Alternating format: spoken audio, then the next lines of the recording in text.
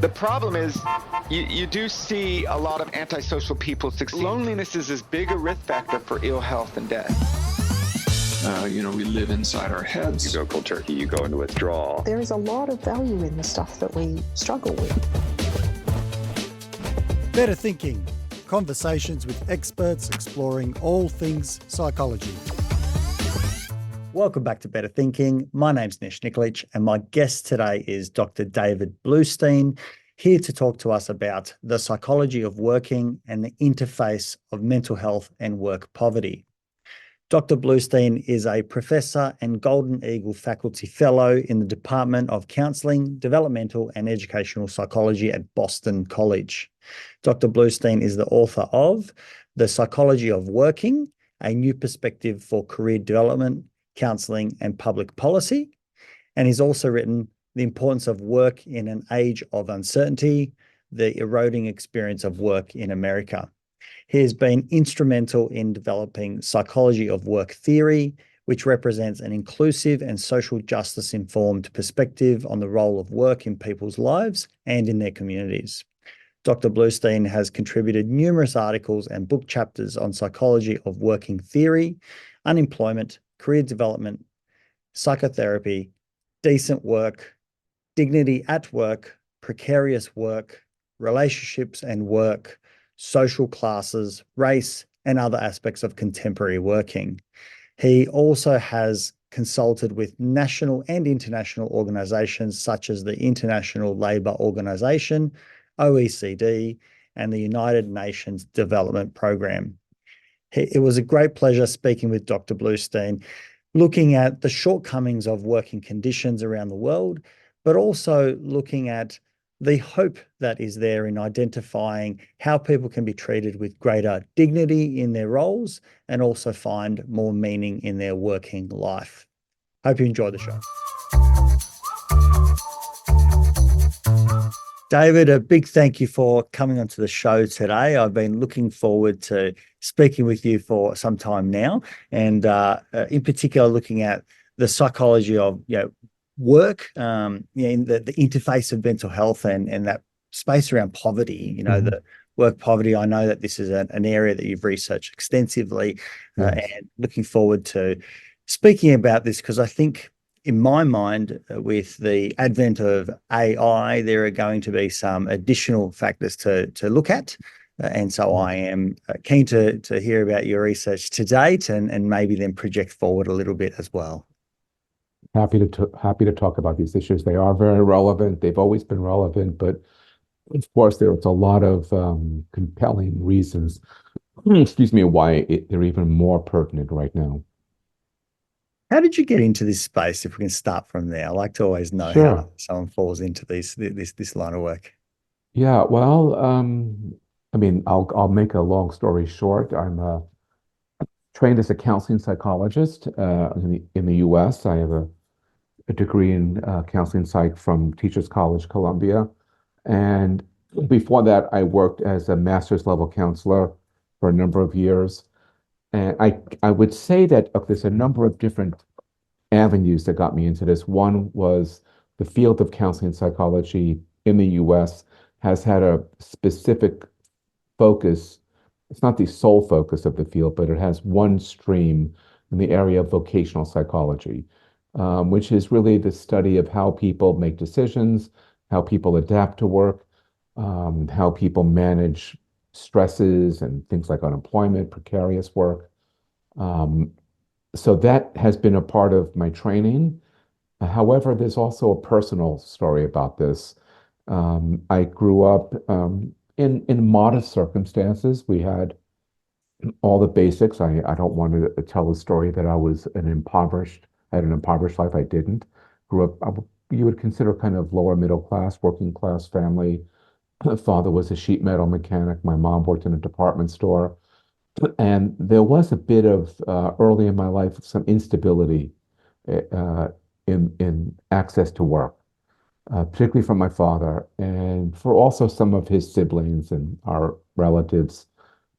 My dad was a World War II veteran. I mean, this was, in some ways, it was a complicated situation because there was course, this big economic boom after the war, but somehow it was a little bit more complicated in my family. So I think there was an interest in my own personal life in people's work lives. And then as I got into counseling psychology, I became interested in career development, the field of career development, vocational psychology. The best way to think about it is as the body of work that informs career counseling.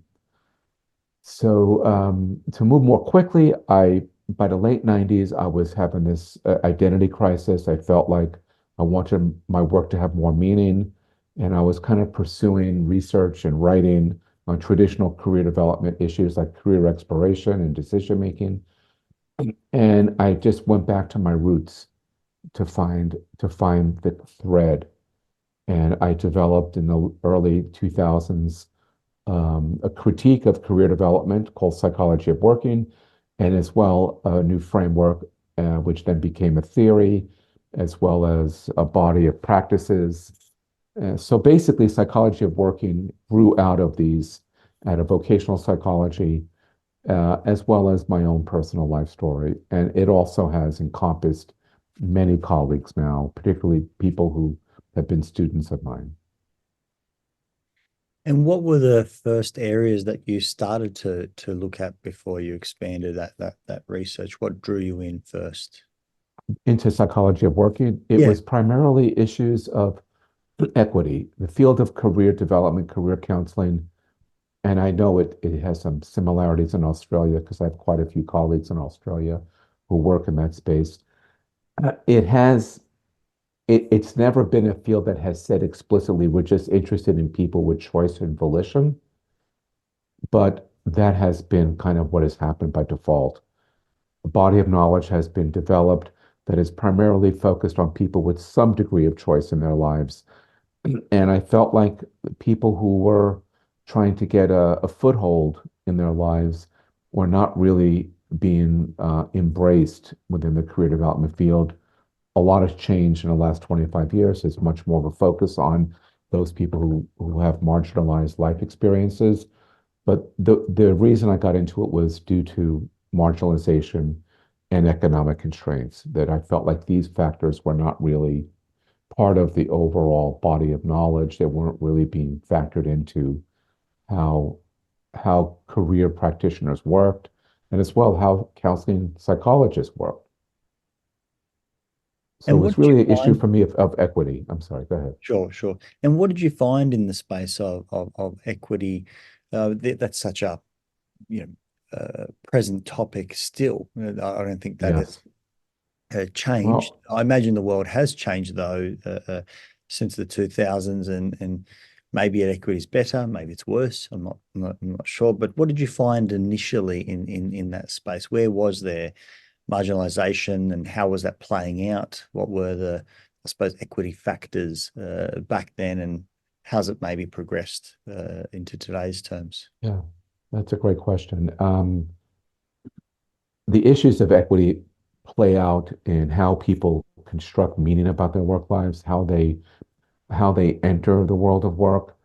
And what I found, and I think most of us know this, is that people without access to decent education, to decent work, have a very different work life than people who do have access to, let's say, university education, internships when we're younger, summer jobs or part-time jobs that help us to develop, marketable skills and also help us to develop an identity that envisions a career that'll be meaningful and will have purpose in our lives. So that has been the story of people's work lives for hundreds of years. So it's not like it's something that I discovered. I just peel back the onion a bit, and through various research studies, I've done a lot of qualitative research, but also just examining research in sociology and economics. It's clear people without academic resources, without identities that have some privileges, they often struggle in their work lives and end up in jobs that often don't pay well and that aren't stable, and that are often the first ones that will get laid off and lose their jobs during a recession, or as you mentioned, in a crisis like we may face with AI. So I think the equity issue is a huge one. I think issues, and I'm speaking here about the U.S. situation, issues around race in work are really, really very profound. That's also been a topic that has really captured my interest, and as well as my sense of passion as well as compassion. I recall when I worked as a mechanic for a period of time, an old hat that I used to wear, and I was much younger. I recall really asking that question, particularly as an apprentice, how it's possible for someone to even be an apprentice with the wages that they were, well, that I was getting at the time. And if I wasn't living with my parents, who were able to support me, my entire wage would go to tools. There was really nothing left. And that would have to be bared for quite some years before you even start. And even then, I think the pay was probably not quite commensurate with the amount of energy that you're putting in, expertise as well. I mean, mechanical work is not an easy, Not at all. diagnostically, and the conditions and so on. But it certainly didn't seem like it was valued. And my pathway was to go into the military, where I was paid more and had other conditions that were provided. But I do remember early on really asking that question and being a bit puzzled, because we were all working the same hours, but there was certainly, it felt like there was some significant inequity there. And I believe that's still the case today. That has not changed. Actually, inequity has grown globally around the world in the workspace, and I mean, part of it is due in part to robotics and AI, and part of it is due to declining worker protections. And I think this is the case in a lot of Western countries, where the protections that have been granted to workers through, laws about how you can lay somebody off, or unemployment insurance, or access to career counseling or career coaching if you lose your job. Over the course of the last 50 years, during what we call the neoliberal era, as there's been a kind of liberalization, if you will, of regulations in the workplace, that has led to greater inequity. And we see this, I know in the US, it's a really big problem. And I'm sure I've been to Australia twice. I've seen some of the same aspects of US life in Australia, of some growing wealth among highly educated, particularly people who are in highly marketable fields, and kind of stagnation or lowering of wages among people who are in the trades, as you mentioned, or people who don't have skills that can garner them decent wages, decent living. So inequity is actually growing. Yeah. What do you think are the factors that are contributing to this? My naive mind, jumps immediately to, I suppose, the economics side, looking at the model of capitalism over time. I think capitalism in a short period of time, if we say, a small business developing and is in its early years, is a very different idea to a large corporation that builds over multiple decades and then has, I suppose, a much greater sense of power. It and then can potentially lobby for particular conditions for workers and the like, or sometimes it doesn't even have to lobby. It just sets its own conditions. Mhm. It becomes Yes, so large and powerful. It doesn't need to ask for permission. It just acts exactly. poorly.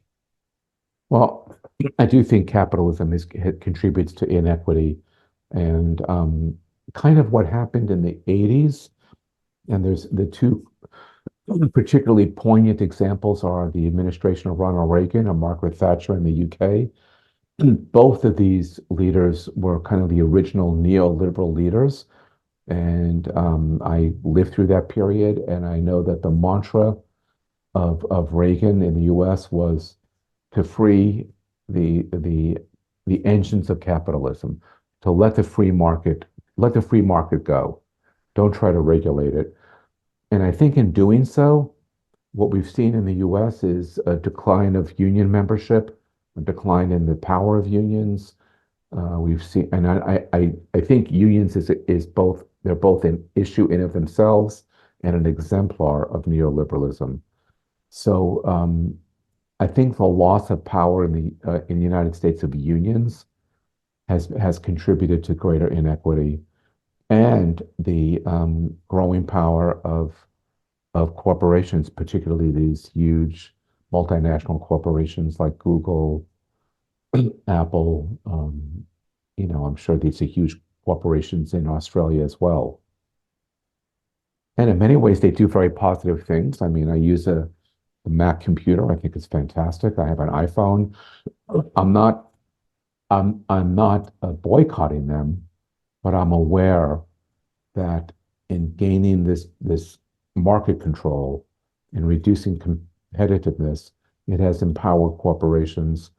And what we see is this knowledge class of highly trained people, could be psychologists, could be software engineers, could be lawyers, physicians, and then you see what we all experienced during the pandemic: essential workers.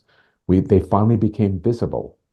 The people who work in the grocery stores, the people who deliver things to our homes.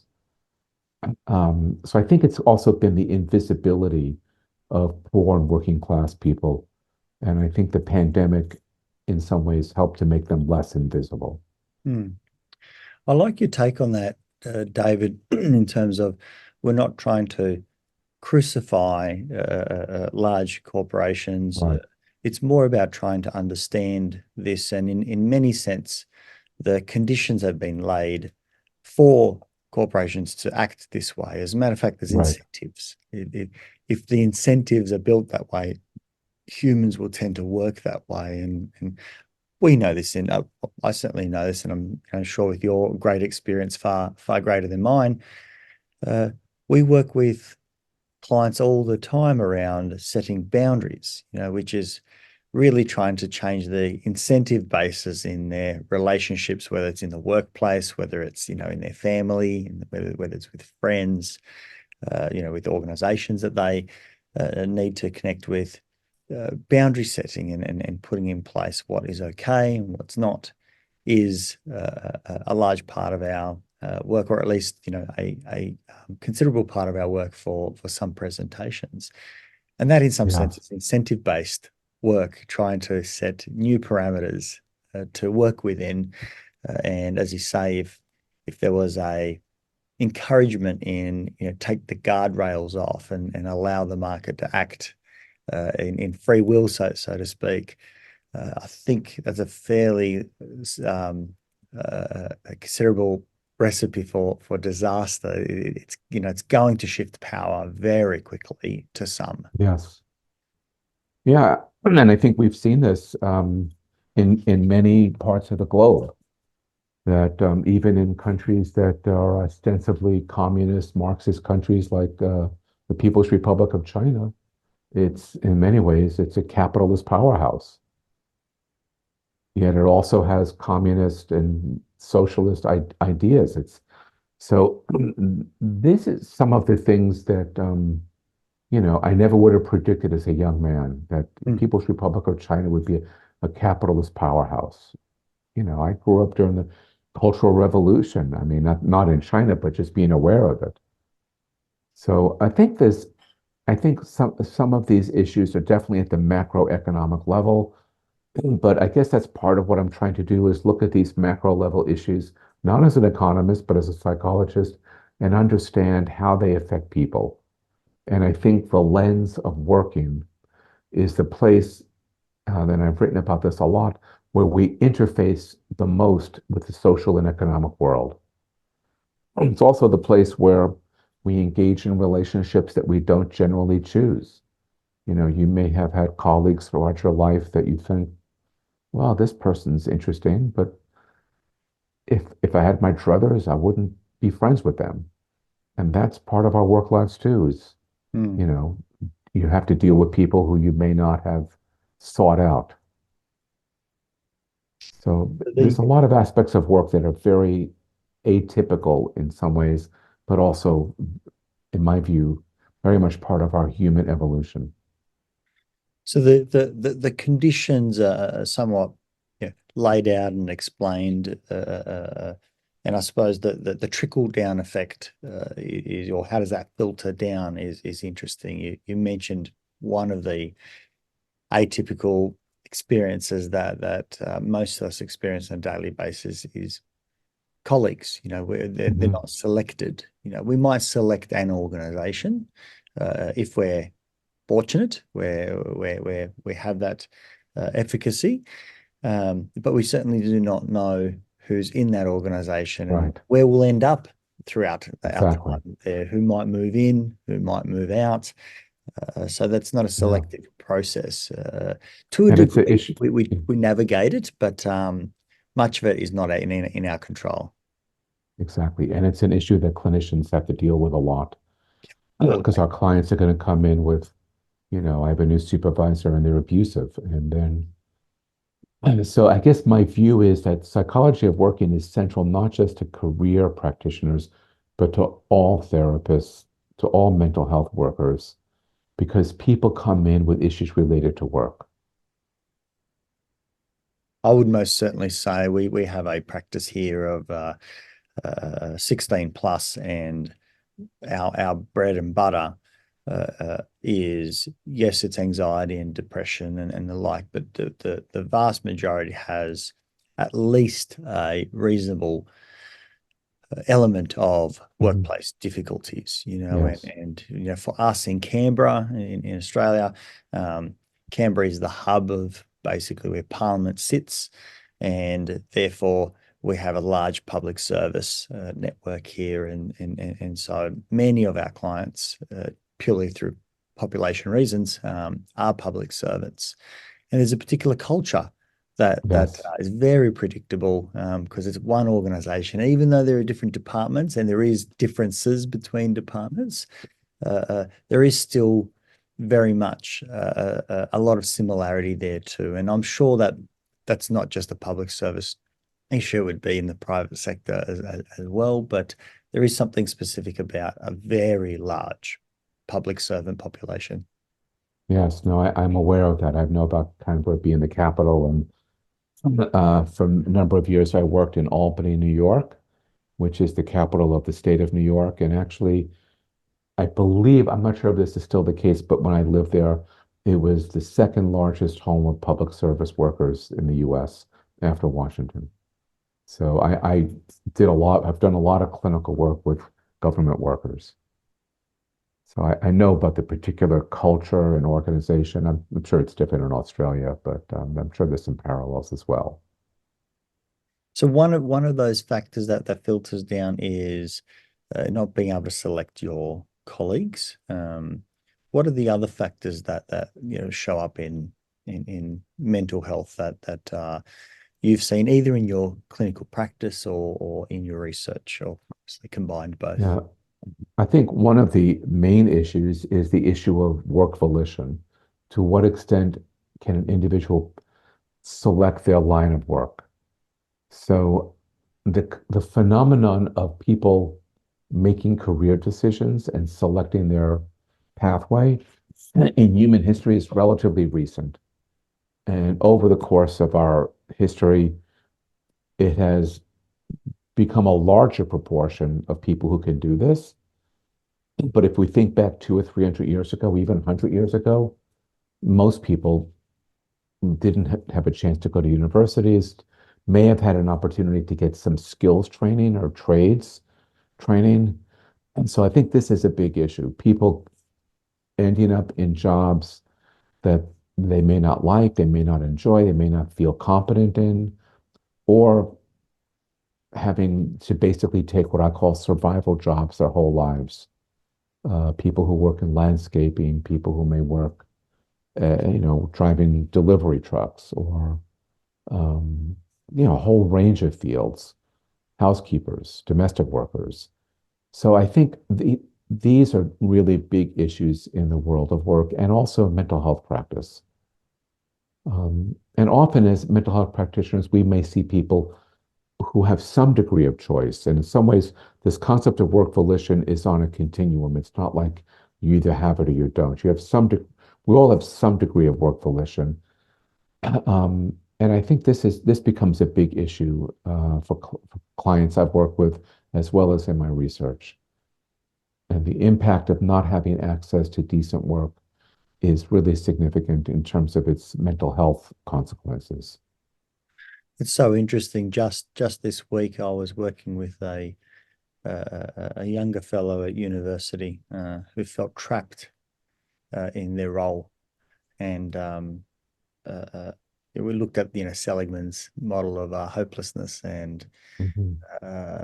encouraged him to obviously consider other options that might provide him with more value, a more values driven decision. And interestingly, and this doesn't happen so quickly, so it's a bit of an outlier, but he came back for his following appointment, and there was definitely a different energy about him in that he had already made a decision and acted on that decision and was successful in gaining Wow. other employment.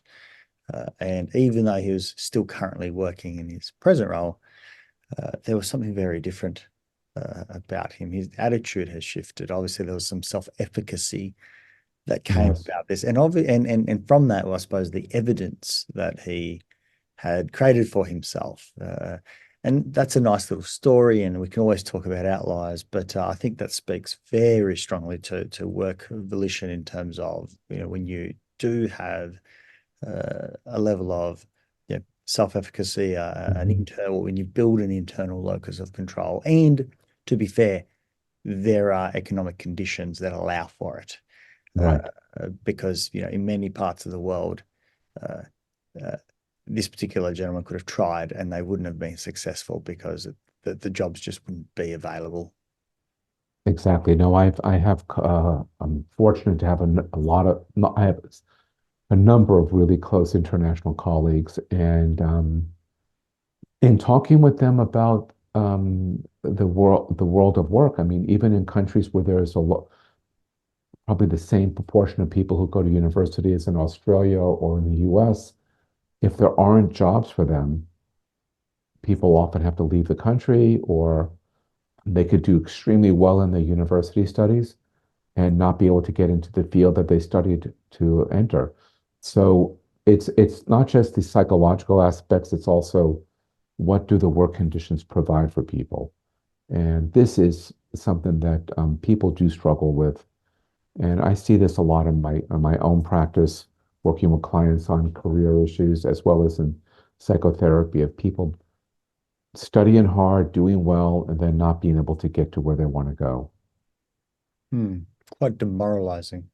It's demoralizing. And I liked when you mentioned the idea of pursuing values-based goals. I know it's consistent with acceptance and commitment therapy. It's also, interestingly, very consistent with almost all of the theories within vocational psychology. Absolutely.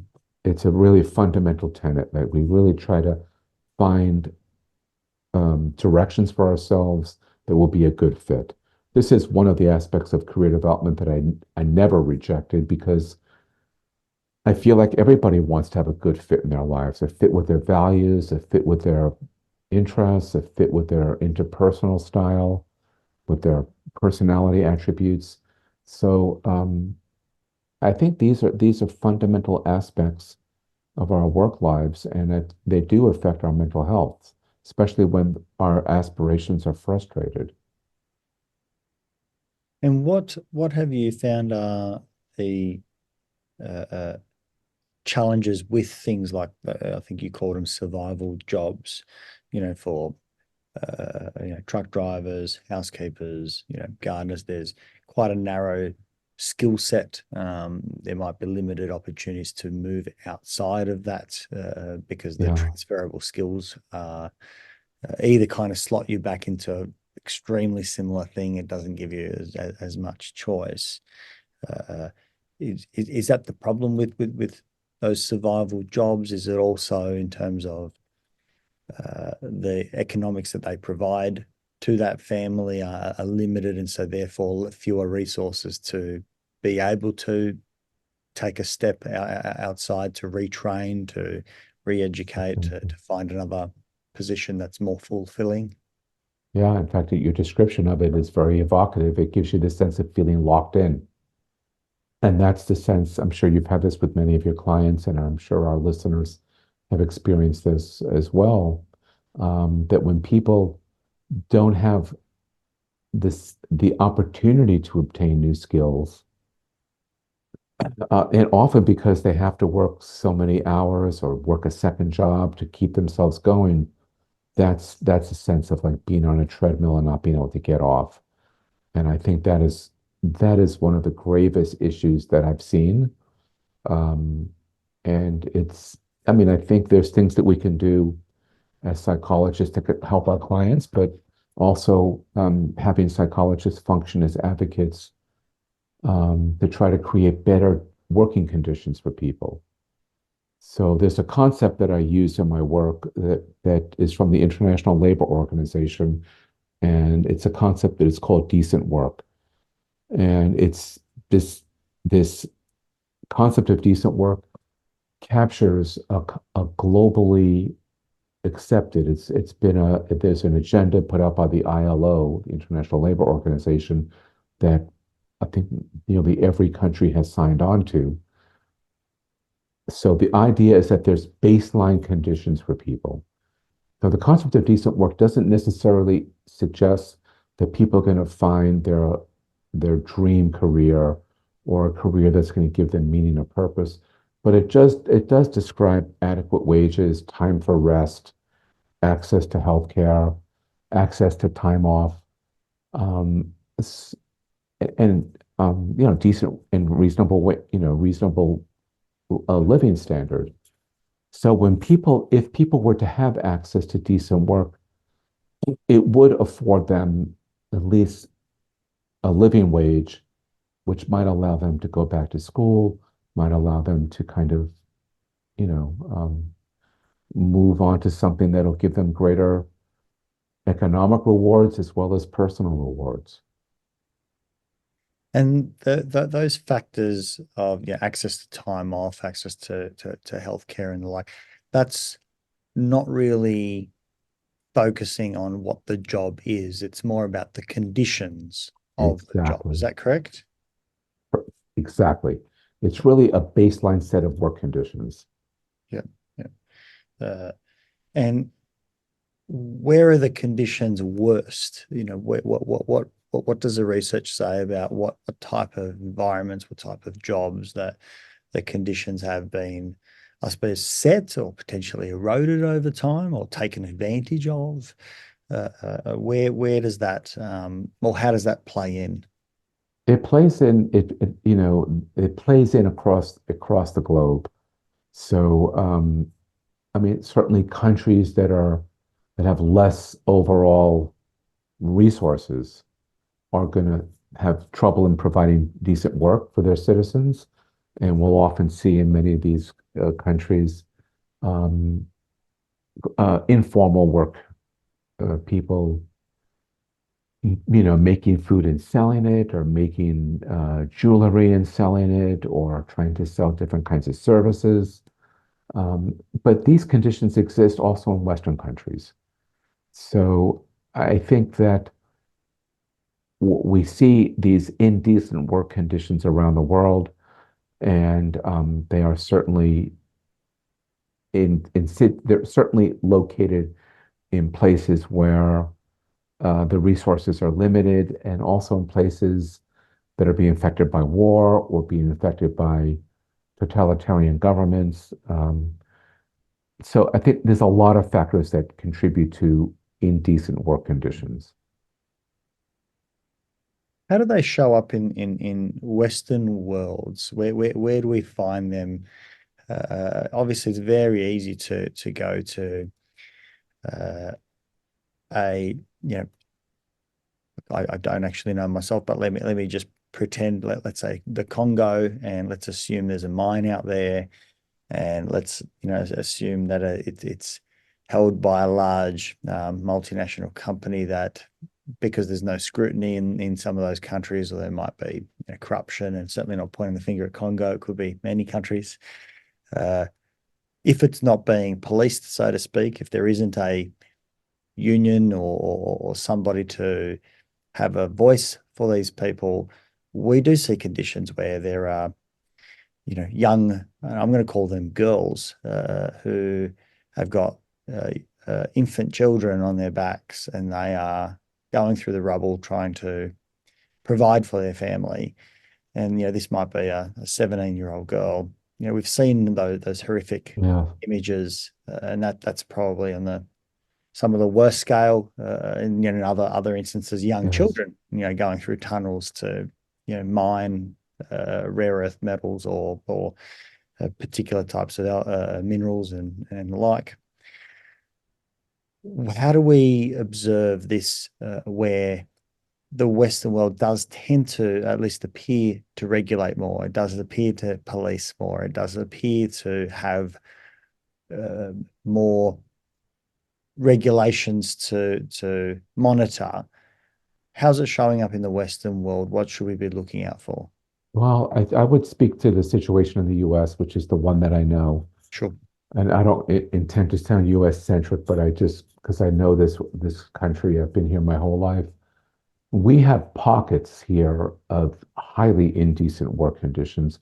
We see it particularly with migrant workers. So you will see this in the US with workers coming from the global South, from Latin American countries, where people are desperate to get here for a variety of reasons. A lot of them have to do with survival and financial survival, and they will be exploited. They'll be exploited in factories. They'll be exploited in farms. They're domestic workers. This is an issue. I have a close friend who's involved with domestic workers and trying to advocate for them. Domestic workers are terribly treated, not by all employers, but by some. Often they are immigrants, and when they don't have access to citizenship, they don't have access to grieving their work conditions. But I would say that in the US, it's not just migrant workers. It's workers who are, here's a good example. Workers who are delivering goods for, let's say, through UPS or FedEx or Amazon. I could get in trouble for naming names here. And so I'm going to say that it kind of cuts across this industry, but there's an increased use of surveillance. Sure. And it's surveilling workers by monitoring how long they take to deliver a package. I don't know if you've seen this in Australia, but I've seen it here. Somebody delivering a package and running up to the door and running back. I don't know if you've seen that. To me, it's very upsetting. Now, in all likelihood, they're doing this because they have to keep, they have to meet certain quotas. We've seen this in documentaries in warehouses where people have certain amount of time to go to the bathroom. I mean, we thought these conditions were no longer the case after, let's say, the early 20th century, but there are still factories and warehouses where every person's move is monitored. So this is an area where the use of AI is, to me, very troubling. Monitoring also for information workers. And this started in earnest during the pandemic. People having their keystrokes monitored. So I think these are ways in which work can become increasingly indecent. Yes. It might look quite decent on the surface, but when we Right. look at the actual erosion of the conditions, when there is financial survival at the element of this, it also can occur where someone is potentially well off, but if the country is expensive to live in and they have a mortgage, in some sense, they can also feel trapped. Yes. And by virtue of that, even though the outside looks wonderful, they've got a 4-bedroom home, they've got 2 relatively new cars there, their kids are going to sports, they're all clothed well, there's food on the table that's just not your basics, but quite lovely, and it's a beautiful spread on a Wednesday evening. We might still see that the need to hold on to that job is such that the conditions can be exploited. There can be a degradation of their Right. work through whether it's KPIs or whether it's quotas, whether it's monitoring. And I suppose Or yeah. if I look at some documentaries that I've observed over time, larger corporations can say, if you're going to be on our platform, our new terms and conditions require you to do X, and they can be quite punitive in terms of saying, if you don't abide by these, and we've got these electronic systems that are monitoring, and so we'll find out, Mhm. you'll be punished. You won't be on the first page, so that'll immediately affect your revenue. So, there's a cautionary tale, and make sure you abide, and you'll Right. probably tell your colleagues, and bit by bit, month by month, year by year, it gets thinner and thinner and thinner, and it makes it very hard for someone to, survive. So now we've got, financial survival as well, from what started out being quite lucrative, so to speak. Yeah, no, that's a great point. We do see indecent work conditions among more affluent workers as well. Mhm. And it's really important that we point that out. So as you mentioned, people will often get trapped. And I'm sure that as therapists who are listening can relate to this. When the clients come in and say, I just feel completely trapped here. And they may be in situations where they're being abused. They may be in situations where they're being sexually harassed or victims of racism or other forms of oppression, ageism. And I think this becomes a major problem. And as we've seen as clinicians, they have significant mental health consequences when Mm. people are in situations like this. And um, we've also seen this in the process of people getting fired from work. This is something I've observed throughout my own lifetime, is the what I call a more barbaric method of letting people go. And I've seen this actually in my own family. My brother, who I was very close to, passed away a number of years ago. Um, and he died of cancer. And one of the things he said in an interview, I actually included him in a book I did, The Importance of Work in an Age of Uncertainty, that the day he got fired was the worst day of his life, even worse than the day he found out he had cancer, because it was done in such a brutal way. Mm. And I've heard this story. I'm sure other people listening have heard this story, that it's just um, a fundamental fact of this capitalist neoliberal system that employers can let people go at will. Um, and people will just come into work one day and they'll be told, here's a box, take all your stuff, um, log off the computer. You'll never be able to log back onto it again, and you need to leave. And at times, there are even police officers to escort people to their cars so that they don't sabotage the information technology of the company. So this, I think, is a big problem. Mm. It's become so strange, almost adversarial as well.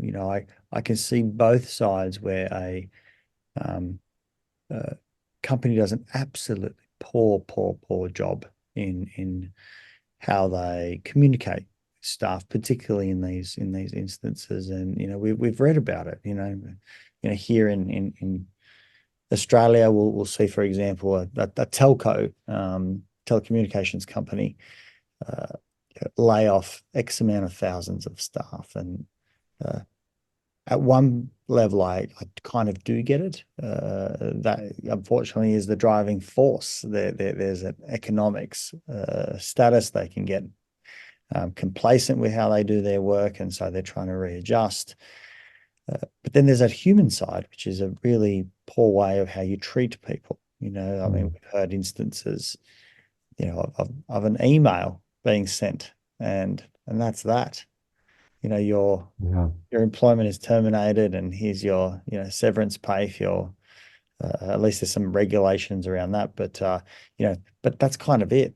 Your access is lost immediate, and then we've heard the other side where disgruntled employees will sabotage, and from a company perspective, they can't pursue a single individual, or even if they do, to what end? They're just spending time and money on something other than sending a message. So it's a real delicate balance about, we're setting up a condition to make companies behave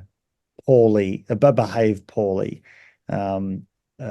Not defending how companies do this by any stretch of the imagination, but the incentive structure is built that way. It's cheaper for them to do it that way. They don't have to put in the resources.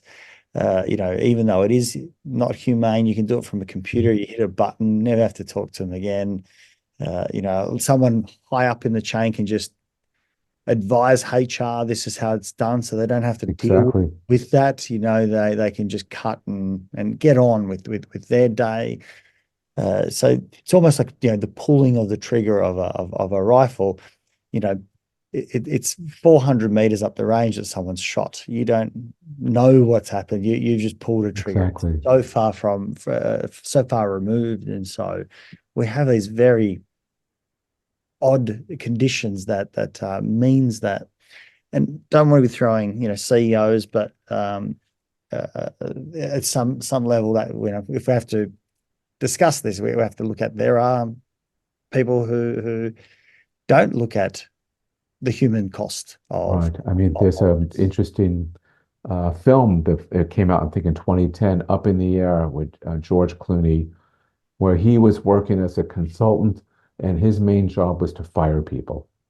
So yeah, that is a phenomenon that takes place.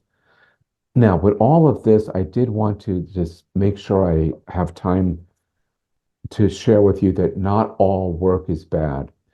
I had a colleague, I was presenting on a book that I published. It came out in 2019, and I was given a talk about it in my own at Boston College in our School of Education and Human Development. And I remember one of my colleagues said, "David, every time I hear you speak, it's so depressing. Is there any hope?" So I do want to make sure I underscore this point, that one of the things that I try to do in my work is to enhance people's critical consciousness about the broader macro level issues involved in our work lives, the broader issues around social, racial justice, gender justice, justice around social class and poverty. So in doing that, I also want to underscore that I think when people develop this critical consciousness, it's also very empowering, and that there's a lot of research done in our field of psychology on how critical consciousness functions as a protective factor. So I guess I do have hope. I do have hope. I think that as more and more people become aware of the systemic factors that affect their work lives, first off, they're less likely to blame themselves for things like unemployment or being stuck in a precarious or unstable job. And if they could kind of look at the broader social factors, they might also feel more empowered to engage collectively with colleagues to try to advocate for better work conditions. And they also might feel more empowered to be agentic in their own lives. And again, there's a fair amount of research supporting critical consciousness in this work and career context. So that's just one avenue for where I do have a lot of hope that we can make work better for all people. And the opposite would have to be true as well, where we find pockets where there is quite considerable degradation of working conditions. There would have to be pockets of much improved working conditions, that there are companies that becomes their advantage in attracting the best people and setting up a culture that is both nurturing in terms of work, conditions, setting up a culture, a community within. I think there are plenty of exemplars that the world can look at that also has a forcing function. That the commercial world can say, "Wow, these guys are going really well," and they're able to beat us to the talent. And some of that is also because they've got amazing training programs. They actually build their people up. They look after them. They have fewer less retention problems of staff. And so maybe their HR doesn't have as many problems, and so their HR costs go down, and so on. There are great exemplars out there of the world that there are. Have an opportunity to grow, and for others to say, "Hey, we want a piece of that pie as well." It's still got the same incentive, but it's playing out differently. Yeah, absolutely. In fact, the American Psychological Association puts out has surveys on what a healthy workplace looks like. And in my own home city of Boston, Boston Magazine has an issue each year of the 50 best places to work. So there are organizations that are meeting the aspirations of decent work, and even beyond that, of ensuring that people have dignity at work. That's another area of research and writing that I've been engaging in. And in some ways, dignity at work is a higher level aspiration than is decent work. What is meant I think dignity at work? Dignity at work is feeling valued and experiencing the sense of being valued by others. Feeling that you have value and worth, and that people are treating you in a decent, fair way. And how are organizations going about achieving that? I know it sounds very basic, but it's interesting. Most of this sounds very basic, yet it's not occurring nearly as much as we would like to see it. How are those exemplar companies going out and achieving this? Well, one of the ways in the US, it's this push toward diversity, equity, and inclusion. So having human resources training in issues around diversity, equity, and inclusion is one way of enhancing dignity at work. For example, my employer, Boston College, which is an employer I really like working there. I've been there for 25 years. Right. We have periodic requirements to do training sessions. Most of these training sessions are online. They're either video or these kind of automated PowerPoints. And we have to do them. We have to complete them within a certain period of time.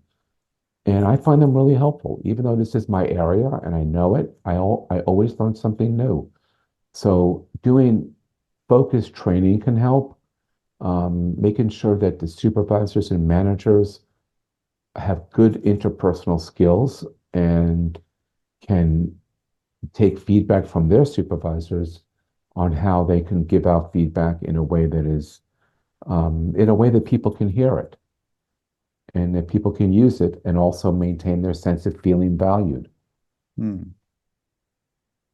Building interpersonal skills, I think, is such a significant one, and that's one that is interestingly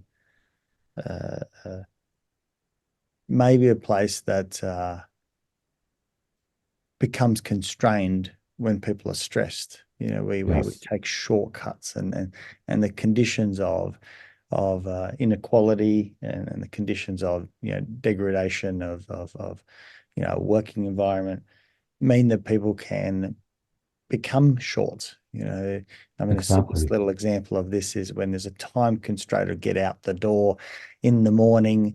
Lots of parents might be a little bit more direct and short with their children to put their shoes on, as an Hmm. example. When we see that when the constraints are very tight, the example of a delivery package worker running from one door to the next and driving off and so on. It's very hard for them to be thinking about their interpersonal skills. We've got Yes, the same scenario going on in Australia. I'm sure the same thing happens around the world. Package delivery drivers quite often don't handle the packages in a respectful way, and that also, I think, says something about how they're engaging with the world, and probably how the world is treating them. exactly. And yes, as the receiver, you get cranky and you're like, how could you do that? At the same time, I bet there's something to be said about the story. What are the conditions? What's going on for this person? Exactly. Have they been supported? Um, and And what kind of stress are they under? I mean, if people have to finish their work at a certain period of time, get things to people's homes at a certain by a certain period of time, and yet there's traffic. I mean, it's very complicated. But I do think that I think there's positive things taking place in the workplace, and I think psychologists can make major contributions in this area.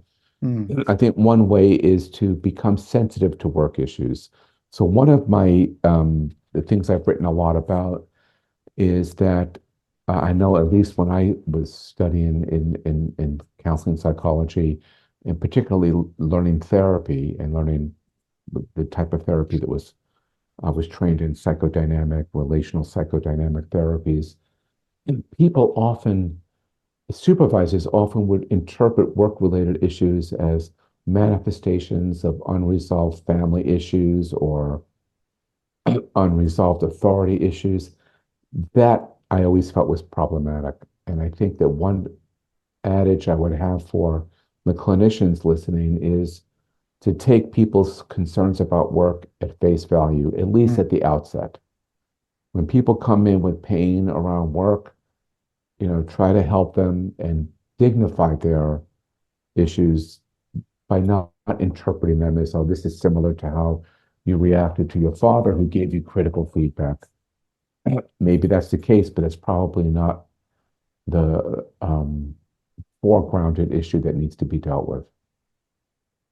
And dignity also in the processes that we have. I've always scratched my head, and this is maybe because I'm a little bit traditional, but I've always been, if I can use even the word, bothered by an Uber driver dropping food off at the front of a home and at best ringing a doorbell, but you never speak with them.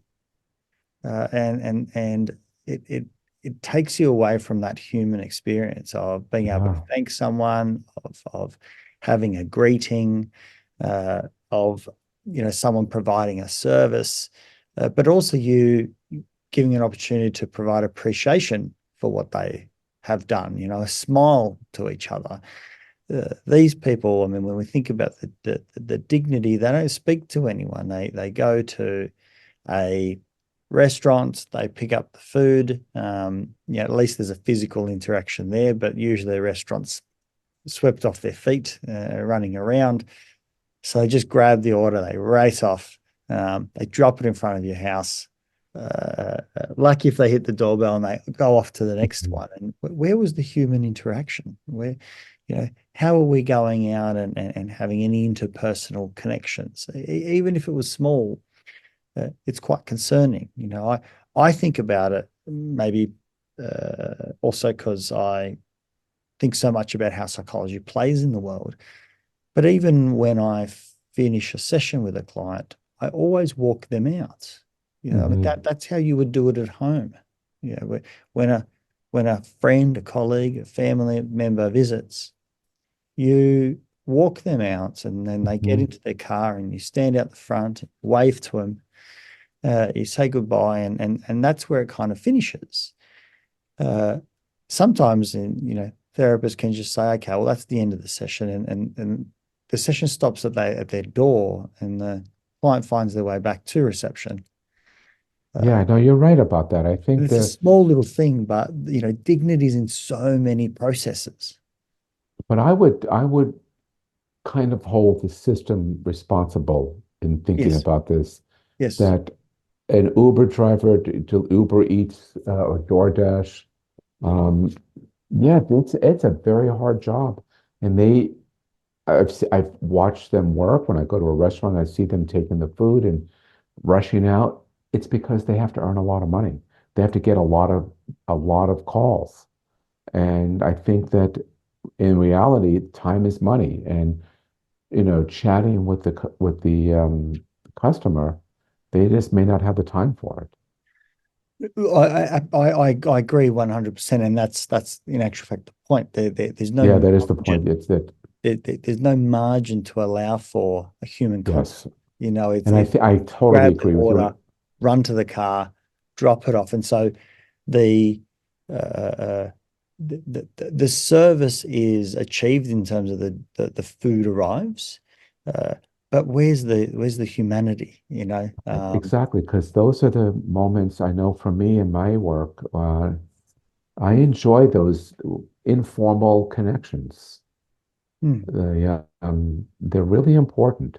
And I think we all were aware of them during the pandemic. And those are really important. You chat with somebody for 5 or 10 minutes by the water cooler or having tea together, just seeing them in the hallway. That can be a very positive thing. It could be, for some people, it's the highlight of their day. Hmm. And to be fair, that's maybe in my mind because I live in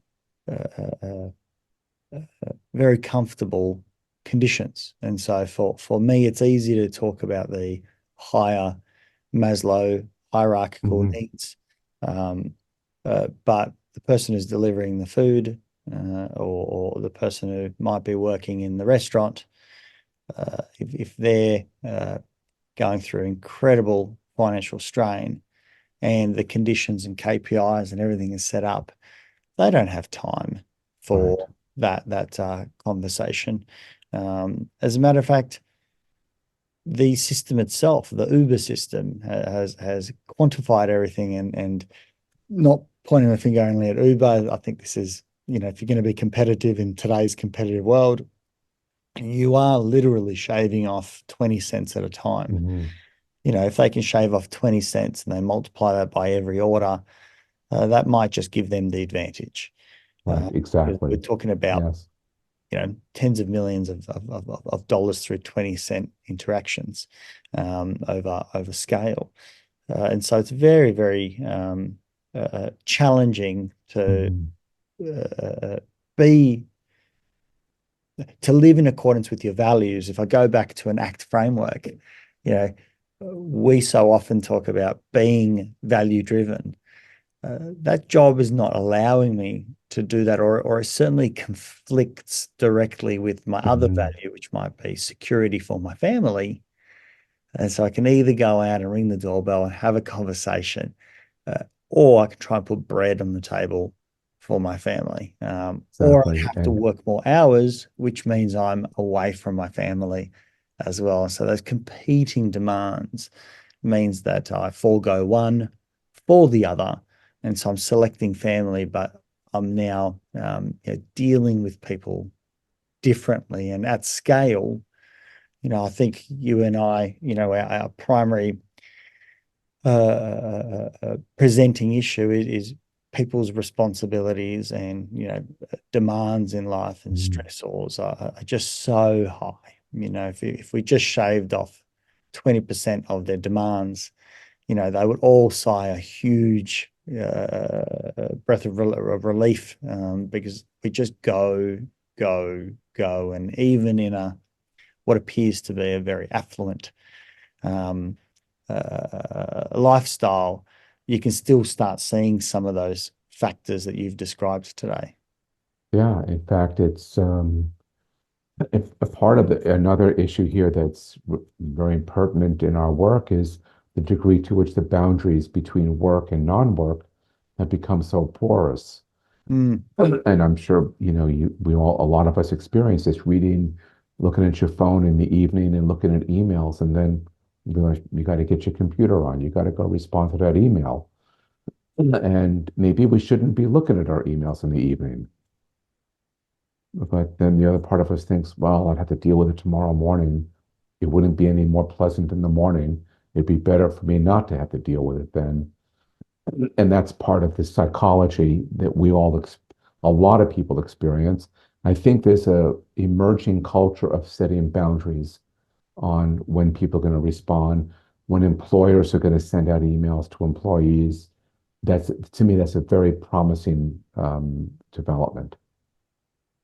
There are some laws that are being proposed, and I think some might even be starting to be put in place here in here in Australia around that, particularly, around employees being available outside of regular working hours, and how employers, what those expectations are and how it plays out, and so on. And so I think that's being tested, debated, proposed. I'm not sure whether it's in legislation yet, and even how it will look, because that is complicated. How do you police it? Yes. There's great challenges of, obviously the argument will be, well, we sent the email, but we didn't require a response. Right. There's that classic scenario, but the human psychology does say something else. Right. And once again, there's competition. Those that want to get ahead, that will be favored by others, are the ones that stay back a little bit later. Right. Are the ones that get in a little bit earlier. Are the ones that do respond late in the evening or of the Exactly. weekend. It gets I think complicated. that's starting to change, though. Yeah. What are And some of I'm the pleased to see promising that. things that you're seeing in the US that either comes from a regulation perspective, or there's a cultural shift that you're seeing, if we're targeting, the improvements? What are you seeing? Well, I would say one thing I'm seeing is, um, and I will say something political here because, life is so political these days that uh, President Biden has been the most pro-labor, pro-worker president we've had. And I say that, acknowledging Franklin Roosevelt, Lyndon Johnson. So what has been promising, and it has not gotten enough attention, is the degree to which the Biden administration has restored worker protections. And I think that is helping the situation here significantly. In terms of the culture, I think we've talked about some of them. One is um, the need to set limits on our work lives. I think one of the important movements here, and I believe it was the case in Australia as well, the Great Resignation, the quiet quitting movements during the pandemic, and often led by our youth. I think these have been pivotal movements, very important. I have this experience talking to my family members, my daughters and stepdaughters. The idea of questioning, like, why work so hard? I think this is an important set of questions. And I know in my generation, the World War II baby boomer generation, we kind of got wrapped up in work. And we got wrapped up in work in some ways because we thought we could also make a difference in the world, somewhat, hopefully a positive difference. But I think that there has been a questioning of why work matters. And I think that has been, I don't have the answer to these questions, but I think it's a serious and much needed movement to question what is the role of work in our lives? Mm. And does it need to be so central? which poses that question, and I think this is probably where the organisation has stemmed from around decent work. The International Labour Organization having a baseline and that minimum standard being a decent standard, Yes. being one that holds those elements that provides a place of dignity is so important. It baffles me because this is where I suppose capitalism and potentially communism on a different level combine, where if there's capitalism with strict conditions, we might call them regulations. That's almost like the meeting of the two. Yes, and yeah, Yeah, I mean, some people call it a softer capitalism or more humane capitalism.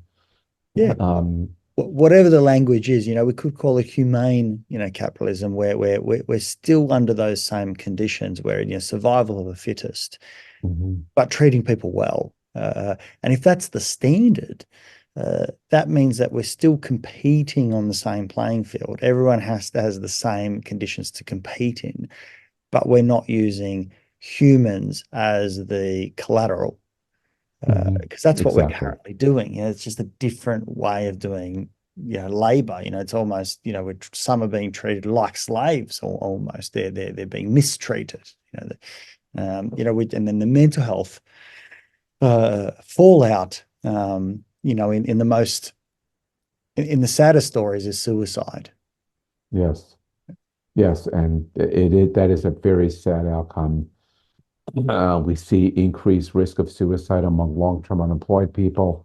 So yeah, that is definitely a complicated and very challenging issue.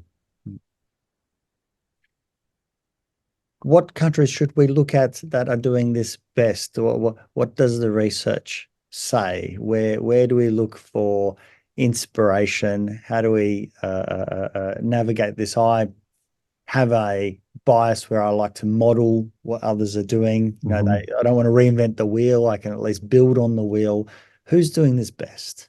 I would say we typically look to the Scandinavian countries in Europe, and I think that they do manage work-life balance well. They also manage regulating the workplace while also maintaining competitiveness. We are seeing in some of these Scandinavian countries kind of growing a divisiveness that we see around the world between, what I call the hard right and the hard left. So I think some of that is problematic, but there are countries, and I think particularly of the European countries, Western Europe, um, that they tend to model a more equitable approach to work. And it does involve some regulation.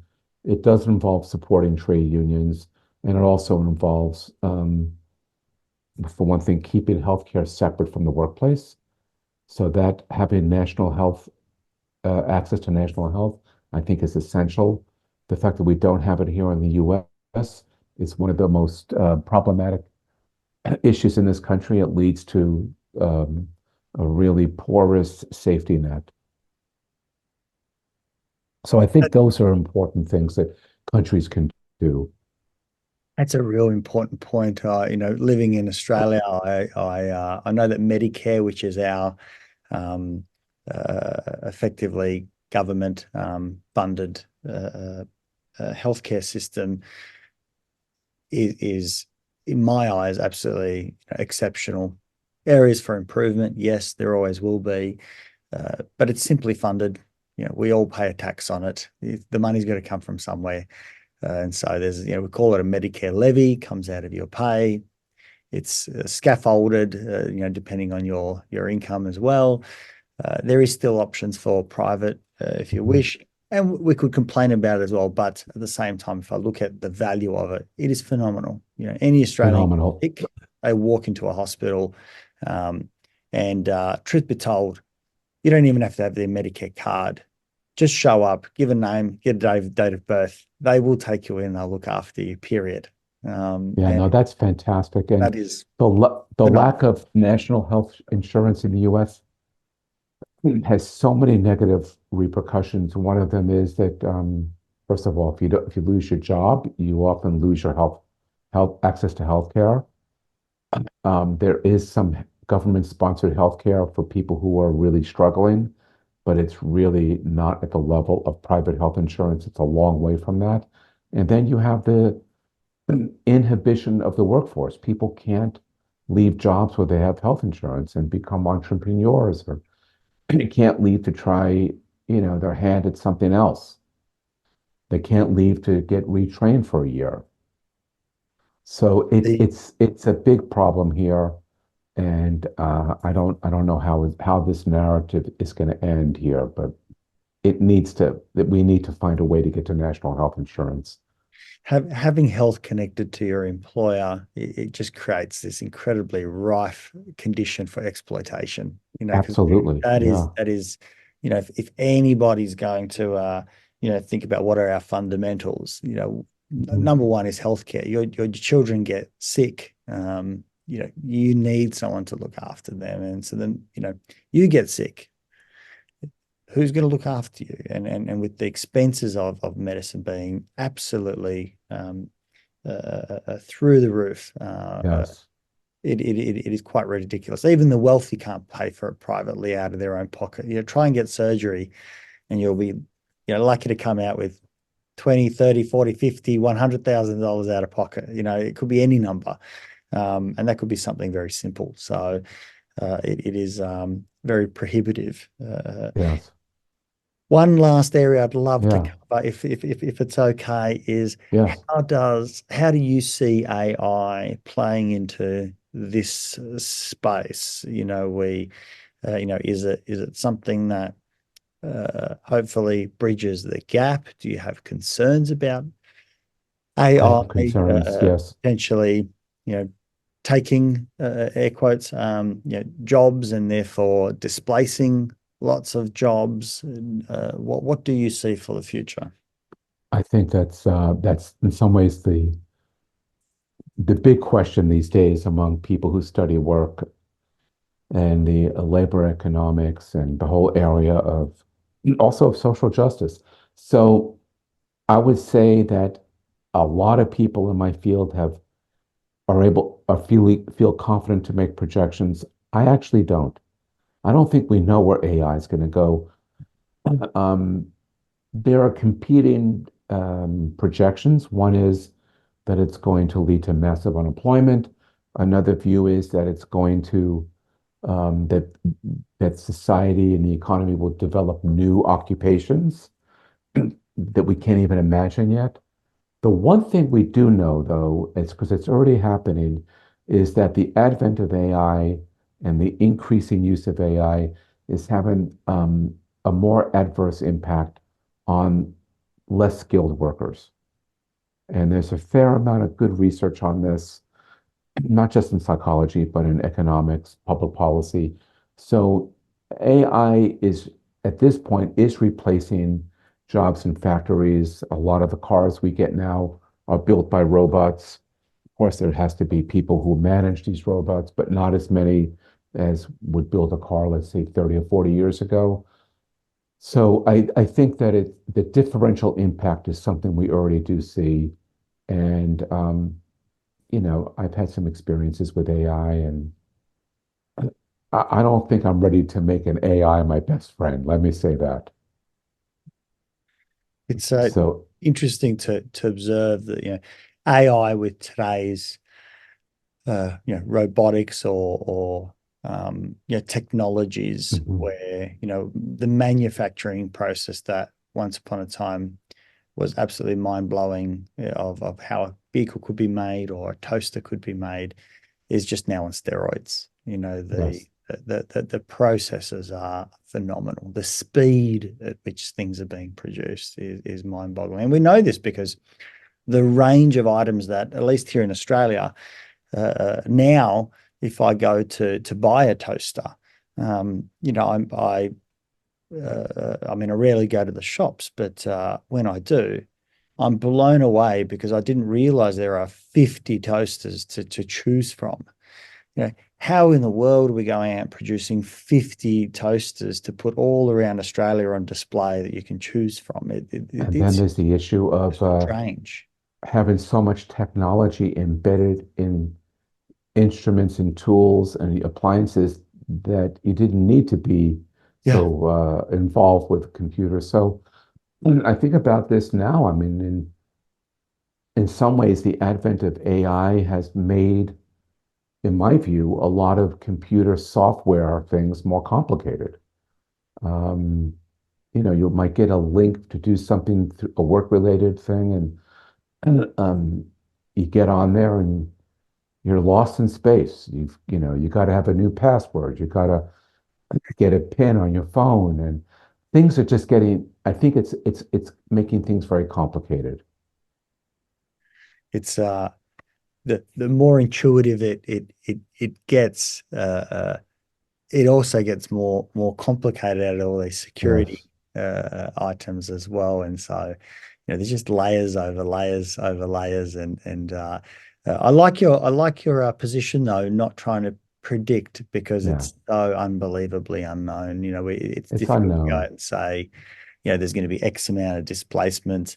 There is that nature for all of us to look at the worst, but in many ways, life is improving. In other ways, Yes, it is. there's degradation as well, and trying to, I think, be cognizant of both, and still looking for the opportunities. How can we improve it? I.e., separate healthcare from the workplace. That would Hmm. be certainly a great improvement, and I think that's displayed in other worlds quite well. Yes. Australia is certainly one of those. There are great opportunities, and AI is still unknown. Will it produce those opportunities? Will it degrade more? I assume, like everything, it'll most likely be both. Right. It'll be Hopefully, the both. net outcome, the net outcome, I hope from a humanity perspective is one of positivity. I hope so too. And I'm cautiously optimistic because I think AI could replace a lot of jobs that are very tedious and very Mm. difficult, um, and hopefully can give people opportunities to do things that are more meaningful. So that's my hope. Look, I think that's a really nice place to package it up, and in a place of hope, because I think this is a place of hope, and many trends in the world are showing that on some of the net outcomes there are improvements, and Hmm. that's something certainly to be aware of. Can I ask if listeners would like to continue this conversation, find out more about this topic, about your work, any Hmm. of your publications, books, etc., where could they go to? Um, there's I've published 4 books. So should I give the names of the books? Would that Please, be please useful? do. Yes. Yeah, the one that came out in 2019, I think is really pertinent now. Came out before the pandemic, but it's called The Importance of Work in an Age of Uncertainty, and the subtitle is um, the the growing erosion of work in America. And I think that book is a good starting place to learn more about my work. It's written in a more informal way, Mhm. a little bit quasi-memoirish, but it's also based on a qualitative study where there's a lot of interviews with people. So the importance of work in an age of uncertainty is a good place to begin. People can look up my LinkedIn page, Mhm. David Blustein. I work at Boston College. And there's a lot of material on my LinkedIn page, a lot of posts, access to articles there. Um, I also have a website at Boston College. So people can do just put in David Bluestein and Boston College in the Google search, and it'll bring it right up. And you can get a list of publications there and more information, get some contact information from there as well. And I do have a practice as well. I do career counseling and career coaching, and I have a separate website for that. So again, I think people could do a search, David Bluestein Career Counseling. I do it virtually, so people outside of my region can see me. Wonderful. So those are some of the ways to learn more about my work, and I welcome people to reach out. And for listeners, David, if you can share those links, we can certainly add them to our show notes so that people can find you directly, so we can add them afterwards. Okay, So I'll send them those, to you then. when this is Yes, published, it'll be available for listeners. absolutely. I'll provide the links there. Wonderful, wonderful. Thank you so much, David. I really appreciate your time. I think this is a topic that really deserves much more examination and highlighting and conversation, because this, work is at the heart of so many of our lives. Yes, We do need to provide for our families. We want something that is fulfilling, enriching, that has dignity built into it. yes, The understanding of what decent work looks like, and trying to lift that baseline, I think, is such an important thing. And as you mentioned, some of those Scandinavian countries are at least today's exemplars that we could begin looking at in terms of how they do that and the culture that they bring. There's lots to be hopeful for. And I think that hope comes in also highlighting what you've done today is look at where are some of the shortcomings. These are opportunities to improve. These are areas that we can look at and say, how can we do this better? And these conversations that are, I think, at the heart of all families. When we release people from some of these conditions, they've got more time to spend with their loved exactly. ones. So this And is to have central. and to have a more meaningful life, and to have a life that is, every day is a gift, and to enjoy each of those gifts as best we can. Hmm. David, thank you again. I appreciate your work. I appreciate this conversation, and I genuinely appreciate you as well. Thank you. I appreciate you as well, and I really enjoyed our conversation a great deal. Thank you for reaching out to me.